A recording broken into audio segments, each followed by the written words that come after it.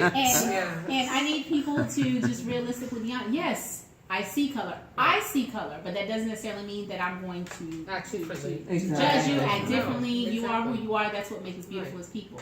But I really think that all across the gamut, from individuals in the community all the way up, we try to sugarcoat some things because we're walking on eggshells, especially when it comes to race. And I'm like, no, let's talk about it. We've had these issues from the dawn of time with this country.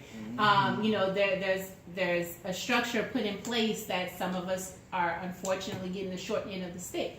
But, we talk about fixing it and we talk about addressing the problem, but we just really put a Band-Aid on top of a gunshot wound.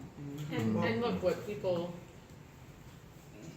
Republicans, conservatives, people who think this isn't a problem and, this is just whining or, all the things that get over it. Right. Get over it, or just denying outright that it happens. And they throw up things like, reparation. Like this is going to lead to an insistence on. This happens in Washington. You got Tea Partiers who are serving in Congress with me, who say, well, what you really want to do is you want to have reparations for slavery. I mean.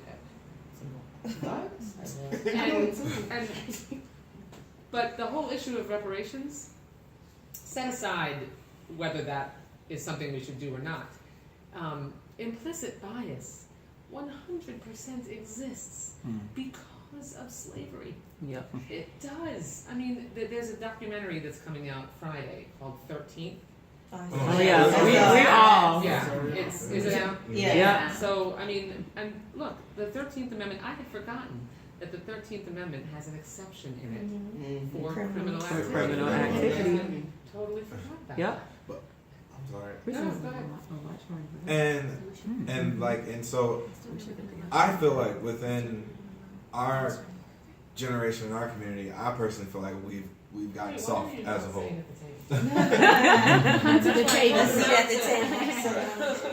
I personally feel like we've gotten soft as a whole. Sorry. You brought up our the people that fought for us, right? Our civil rights activists, those guys, right? People, Congressman John Lewis.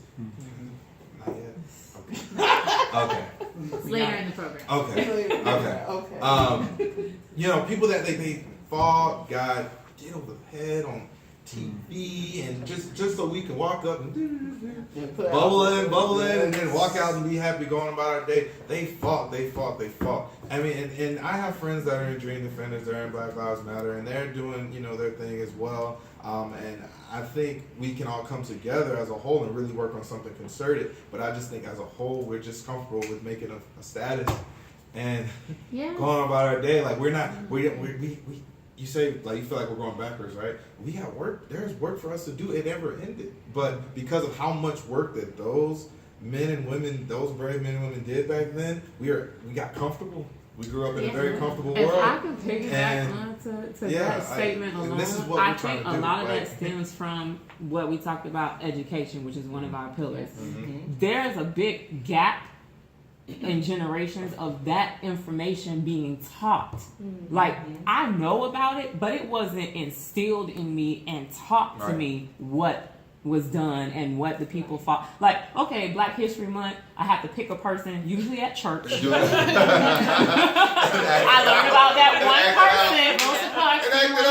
Do my speech, but that's where it ended. Like in our schools and not only our schools, because we know that's not realistically going to happen.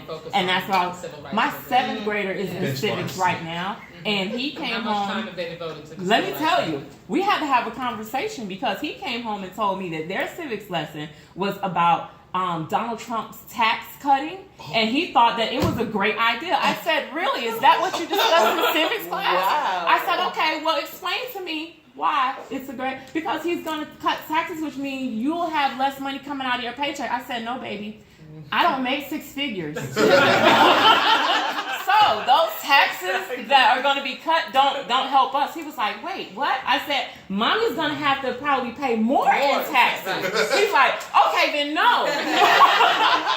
but this is the thing. That was the conversation and the lesson in his class for civics. So to imagine that if that's being taught, they're not going to talk about civil rights.